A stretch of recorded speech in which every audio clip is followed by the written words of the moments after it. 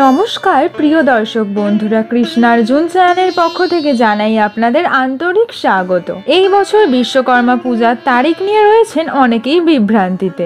চলুন বন্ধুরা জেনে নেওয়া যাক এই বছর অর্থাৎ 2024 সালে বিশ্বকর্মা পূজার তারিখ, পূজার সময় এবং আপনার ভাগ্যের চাকা কি রকম থাকবে। বিশ্বকর্মা পূজা ঘনিয়ে আসার সাথে সাথেই এই শুভ দিনটিকে ভক্তি এবং আনন্দের সাথে উদযাপনের প্রস্তুতি চলছে। এটি নৈপুণ্যের চেতনাকে সম্মান করার এবং সামনের বছরের সমৃদ্ধি এবং মঙ্গল কামনা করারই সময়। বিশ্বকর্মা দিবস বা বিশ্বকর্মা জয়ন্তী বা বিশ্বকর্মা পূজা ভগবান বিশ্বকর্মাকেই উৎসর্গ করা হয়, যাকে বিশ্বের ডিজাইনার বলে মনে করা হয়। তিনি কৃষ্ণ শাসিত পবিত্র দ্বারকা নগরী নির্মাণ করেছেন। ভগবান বিশ্বকর্মা দেবতাদের জন্য বিশেষ কিছু অস্ত্রও তৈরি করেছেন।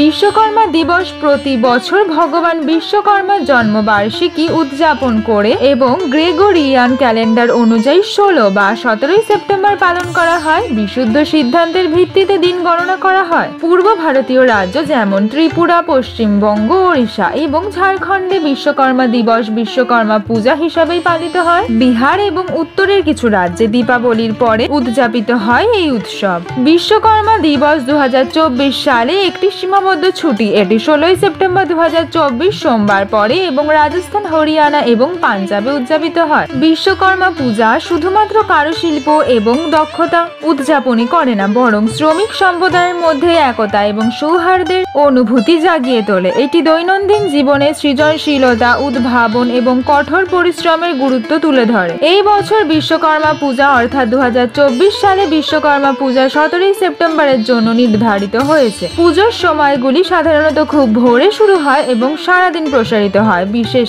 আচার এবং প্রার্থনার মধ্যে শেষ হয়। ভগবান বিশ্বকর্মা দেবতাদের ঐশ্বরিক স্থপতি এবং প্রকৌশলী হিসাবে পরিচিত। তার অতুলনীয় কারুকার্য এবং দক্ষতার জন্য প্রাচীন হিন্দু পুরাণে সম্মানিত। এই উৎসবটি কর্মক্ষেত্রে এবং কারখানাগুলিতে বিশেষভাবে তাৎপর্যপূর্ণ, যেখানে জীবিকা এবং সাফল্যের উপায় হিসাবে সরঞ্জাম এবং যন্ত্রপাতি পূজিত হয়। বিশ্বকর্মা পূজার প্রস্তুতিতে কর্মক্ষেত্র এবং কারখানাগুলি পরিষ্কার এবং সজ্জিত করা হয়। বিশ্বকর্মা পুজোর দিন কর্মশালা এবং কারখানায় ভগবান বিশ্বকর্মার মূর্তি বা প্রতিকৃতি স্থাপন করা হয়। পুরোহিত এবং কর্মীরা সমৃদ্ধি এবং সাফল্যের জন্য আশীর্বাদ চেয়ে বিশেষ করে প্রার্থনা এবং স্তব পাঠ করেন। ফল, মিষ্টি এবং ফুলের নৈবেদ্য ভগবান বিশ্বকর্মাকে সরঞ্জাম সহ তৈরি করা হয়। কৃতজ্ঞতার প্রতীক হিসাবে দক্ষতা এবং নিরাপত্তার জন্য ঐশ্বরিক আশীর্বাদ কামনা করা হয়। কর্মক্ষেত্রের বাইরে সম্প্রদায়ের জমায়েত এবং মিছিলগুলি সাধারণ, যেখানে লোকেরা উৎসব উদযাপন করেন, উৎসবে একত্রিত হন। উৎসবটি ভোজ দিয়েও চিহ্নিত করা হয়, যেখানে ঐতিহ্যবাহী খাবার এবং মিষ্টি তৈরি করা হয়। পরিবার, বন্ধু-বান্ধব, সহকর্মীদের মধ্যে তা ভাগও করা হয়। আর মাত্র কয়েকদিন তারপরে বিশ্বকর্মা পূজা।